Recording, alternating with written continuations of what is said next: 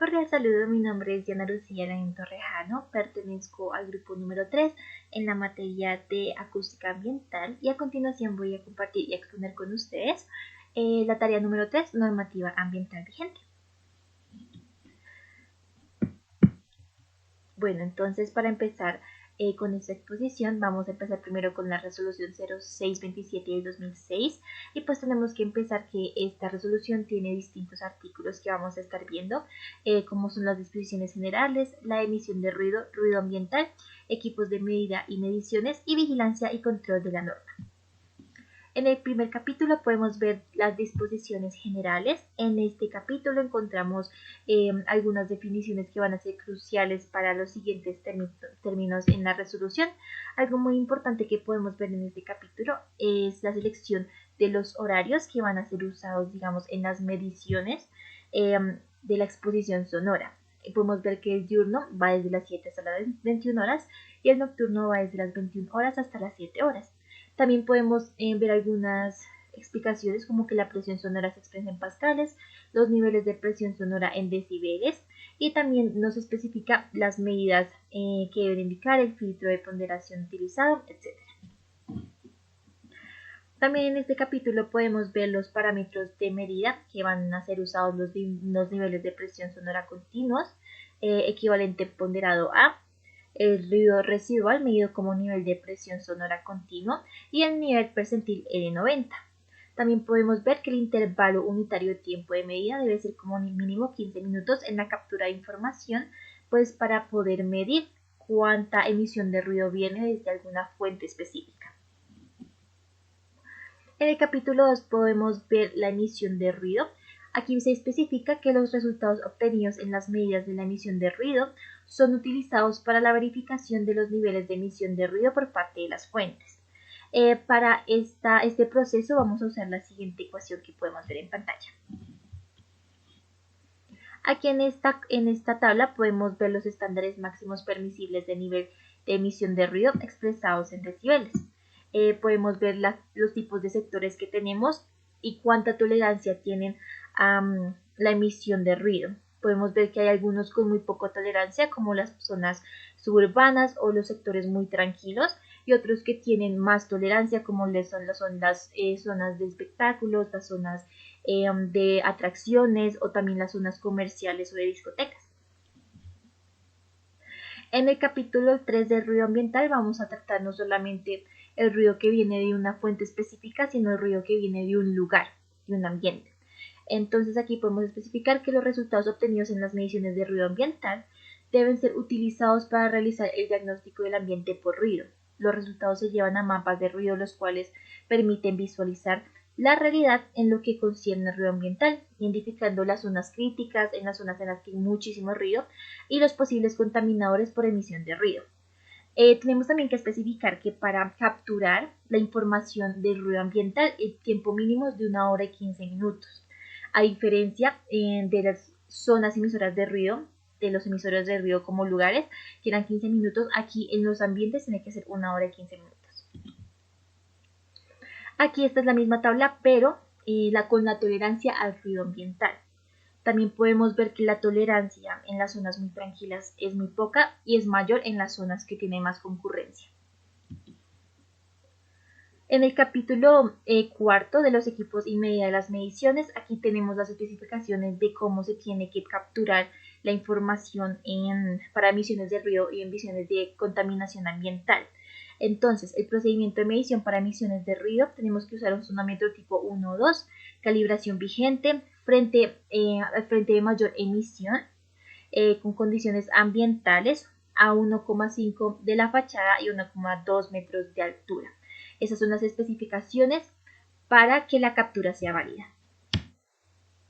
En la medición de ruido ambiental tenemos que usar un sonómetro tipo 1 o 2, calibración vigente, condiciones ambientales también, 5 posiciones de micrófono equidistantes de fachada o a 4 metros de la fachada también y a 4 metros de altura. Este tiene que estar mucho más alto.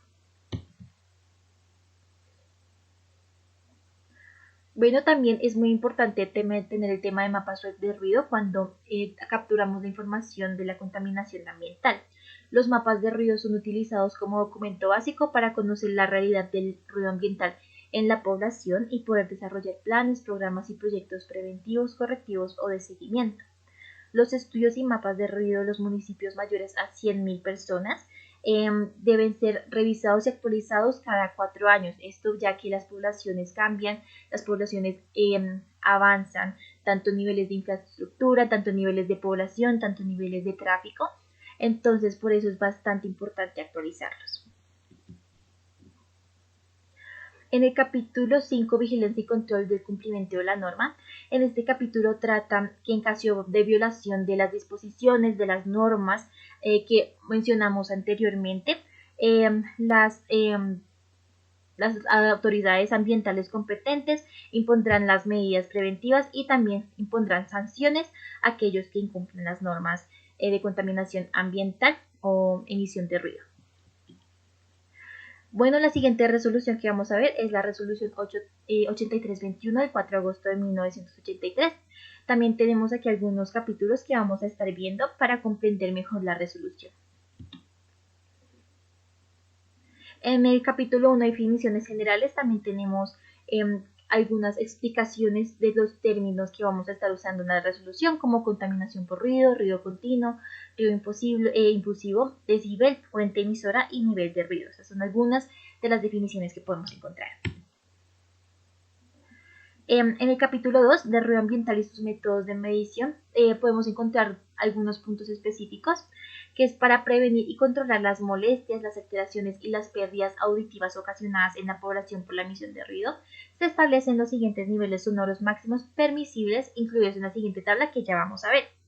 Los niveles de presión sonora se determinarán con un medidor de nivel sonoro calibrado, con el filtro de ponderación A y respuesta rápida, en forma continua durante un periodo no inferior a 15 minutos. Estas son las especificaciones para capturar la información y también para regular la cantidad de emisión que puede haber respectivo a la zona para no causar ningún daño a la población.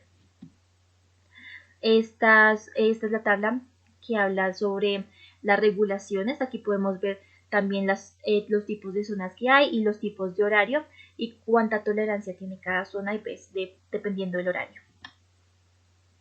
En el capítulo 3, normas generales de emisión de ruido para fuentes emisoras. Aquí tenemos algunas normas, algunas restricciones para ciertas fuentes emisoras. Los propietarios o personas responsables de fuentes emisoras de ruido están en la obligación de evitar la producción de ruido que pueda afectar y alterar la salud y el bienestar de las personas. Los establecimientos locales y áreas de trabajo se ubicarán o construirán según lo establecido en el reglamento de zonificación. Solo en casos de emergencia se podrán usar sonidos como alarmas, silbatos, campanas, ya que si no es emergencia, estos ruidos que pueden causar daño a la población no pueden ser usados. También en este capítulo trata algunas restricciones para hospitales, circos, ferias, aeropuertos en ciertas zonas sensibles. Estos lugares siempre tienen que estar en un lugar adecuado para no causar ningún daño en la población. En el capítulo 4, normas esenciales de emisión de ruido para algunas fuentes emisoras, este es muchísimo más específico que el anterior. Aquí podemos ver que hay restricciones para música, equipos de altavoces, vendedores, equipos de construcción o vehículos en caso de que incumplan las normas de contaminación auditiva. Un ejemplo de esto es la música, que la música se ejecute en residencias particulares, sea instrumental y o mediante aparatos sonoros, deberá hacerse de manera que no perturbe al vecindario ni ocasione violación a las presentes resolución. Entonces, esto ya va más para comerciantes, ya va más para habitantes que no superen el rango permitido de emisión sonora, para no causar ningún daño auditivo en los demás habitantes. En el capítulo 5, protección y conservación de la audición por la emisión de ruido en los lugares de trabajo, este controla la emisión y también controla qué tan expuestos están los trabajadores a una gran cantidad de contaminación auditiva. Aquí podemos ver las horas de exposición y cuánto nivel de presión sonora a máximo pueden estar expuestos los trabajadores, depende de las horas que están trabajando. Este artículo contiene todos los protocolos para medir, tratar y evitar la contaminación auditiva en el ambiente de espacio laboral para evitar daños de salud en sus trabajadores.